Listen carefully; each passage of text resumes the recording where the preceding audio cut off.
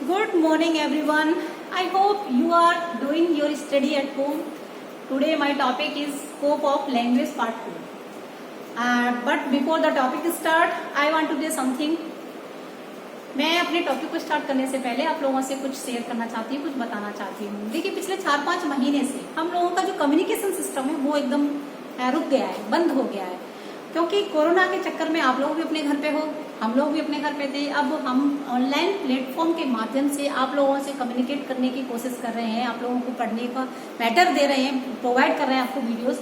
लेकिन अगर आपको कोई चीज समझ नहीं आ रही हो, कोई चीज समझ नहीं आ रहा हो कि मैम ये चीज समझ में नहीं आ रही है, तो उस चीज को आप कमेंट बॉक्स में टाइप करके हमसे डिस्कस कर सकते हैं, पूछ सकते हैं, इसमें कोई दिक्कत नहीं है। और ऑफलाइन क्लासेस में जैसा हम आपको मैटर दे रहे हैं, उपलब्ध करा रहे थे, उससे बेस्ट देने की कोशिश कर रहे हैं आपको ऑनलाइन प्लेटफॉर्म के माध्यम से। जहां भी आपको ये लगे हमें ये चीज समझ में नहीं आ रही, आप बेझिझक होकर हम लोगों से पूछ सकते हैं। और बच्चों अपने घर पे रहिए, जो मैटर हम लोग उपलब्ध करा रहे हैं आप लोगों को वो आप पढ़िए घर पे, और अपने उन चीजों को हम लोग पीडीएफ भी उपलब्ध करवा रहे हैं आपको। जितना जो पढ़ा रहे हैं वीडियोस के माध्यम से, उसी के अकॉर्डिंग हम लोग अपनी आपको पीडीएफ भी ग्रुप में शेयर कर रहे हैं। तो आप अपने हिसाब से जैसा चाहो उस हिसाब से आप खुद के नोट्स बना लीजिए, जिससे आपको अपने एजुकेशन में, अपनी तैयारी में कोई दिक्कत नहीं हो। खुद के नोट्स सबसे बेस्ट होते हैं, क्योंकि किताबों में तो बहुत सारी चीजें लिखी रहती है, लेकिन आप जो छांट के मैटर तैयार करोगे अपने लिए, वो सबसे बेस्ट है आपके लिए, क्योंकि खुद से लिखा हुआ हम भूलते भी नहीं है। किताबों में पढ़ के हम 1-2 बार 2-3 दिन में भूल भी जाते हैं, लेकिन जब हमने खुद कुछ कोई चीज लिखी है तो वो हमें अच्छे से याद रहती है। अब हम अपनी जो भाषा के बारे में, जो हमारा टॉपिक है, तो इस टॉपिक में मैंने आप लोगों को भाषा का अर्थ, भाषा की परिभाषाएं, भाषा का क्षेत्र पढ़ा रही हूँ। अब हम आपको इसके क्षेत्र के, कल मैंने इसका आधा भाग पढ़ा दिया था, इसके 6 पार्ट पढ़ा दिए थे इंडो आर्यन भाषा के। तो आगे हम इसके 6 पार्ट और आगे वो डिस्कस करते हैं। भाषा का मैंने आपको बता दिया था कि भाषा का समाज से क्या संबंध होता है, बता दिया था कि बिना, जिस समाज में हम लोग रहते हैं उसमें अभिव्यक्ति का एक ही माध्यम होता है, वो है भाषा। बिना भाषा के हम लोग कुछ भी एक दूसरे से कम्युनिकेट नहीं कर पाएंगे, इशारों में बातें नहीं होती, क्योंकि एक भाषा ही वह माध्यम है जिससे हम अपने विचारों को एक स्थान से दूसरे स्थान तक पहुंचाने का काम करते हैं। पहले बताया था मैंने, सबसे पहले आपको पाली और प्राकृतिक भाषा का उद्भव हुआ, उसके बाद संस्कृत भाषा का हुआ, धीरे धीरे और भाषाएं चलती गई, उसके बाद आपकी उर्दू भाषा और अरबी भाषा का विकास हुआ, जिसके बाद अंग्रेज हमारे भारत में आए तो उन लोगों ने अंग्रेजी भाषा का डेवलपमेंट भी किया। आफ्टर द इंडिपेंडेंस, भारत को स्वतंत्र होने के बाद हमारी जो भाषा थी मोस्टली हिंदी यूज की जाती थी। हिंदी यूज करने के बाद इसके यूजर्स भी बढ़ गए, इसको बहुत ज्यादा लोग, हिंदी भाषा की प्रधानता हमारे देश में ज्यादा है। लेकिन प्रधानता होने के बाद भी, लेकिन हमारे संविधान में 22 भाषाओं को इम्पोर्टेंस दी गई है। 22 भाषाएं, उन भाषाओं को विद्वानों ने 3 कैटेगरी में डिवाइड किया है। एक है आपकी इंडो आर्यन भाषा, सेकेंडली आपकी कौन सी है, सेकेंडली आपकी भाषा है द्रविड़ भाषा, और तीसरी आपकी ऑस्ट्रिक भाषा।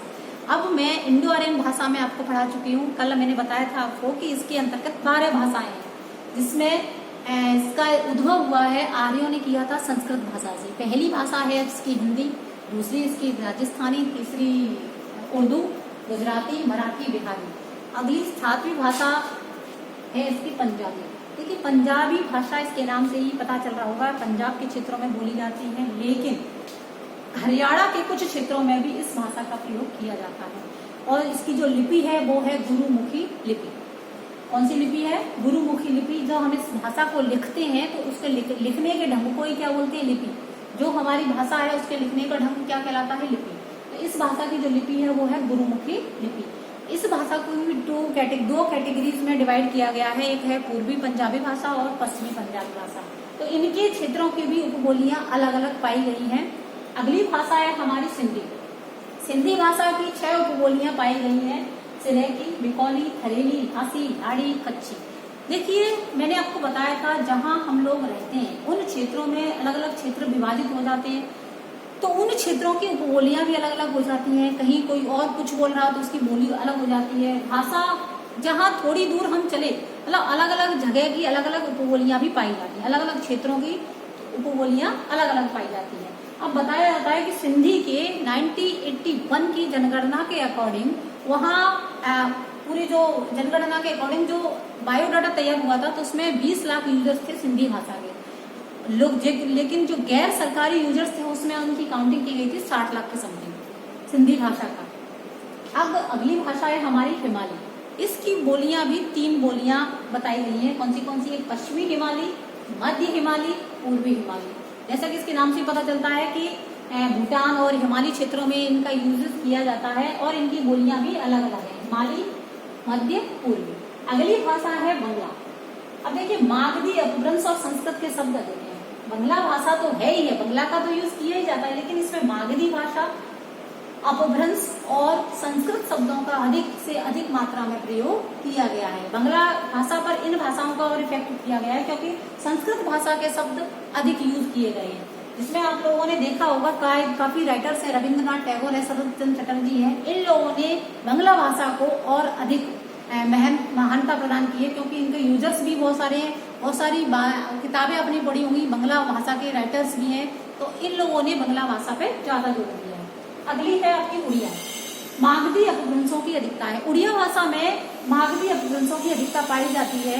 बाकी की नेक्स्ट है हमारी असमिया। बंगाल और असमी भाषा की तरह ही इस भाषा को भी प्रधानता दी गई है असम के लोग ज्यादा बंगला यूज मतलब अपनी भाषा पे ज्यादा जोर दे रहे थे। उन लोगों को अपनी भाषा बोलने में ज्यादा अच्छा लगता था, तो इसलिए बंगला और असमी भाषा को ज्यादा इफेक्ट माना गया है। असमिया लोग इस भाषा को ज्यादा यूज करते थे और ना ही वो नहीं चाहते थे कि कोई अदर्स हमारी भाषा को यूज करे, तो इस पे बंगला और असमी का प्रभाव ज्यादा पाया जाता है। आज हम लोगों ने इंडो आर्यन भाषा को डिस्कस किया। कल की वीडियो में मैं आपको द्रविड़ भाषा और ऑस्ट्रिक भाषा, इन दोनों भाषाओं के बारे में बताऊंगी। और घर पे रहिए, सुरक्षित रहिए और थोड़ा जो भी मैटर हम दे रहे हैं आप लोगों को वो अच्छे से पढ़िए, सेफ रहिए। बाकी की अगर कोई भी प्रॉब्लम है आपको तो आप हमें कमेंट बॉक्स पे टाइप करके भेज सकती हैं। तब तक के लिए take care and good bye.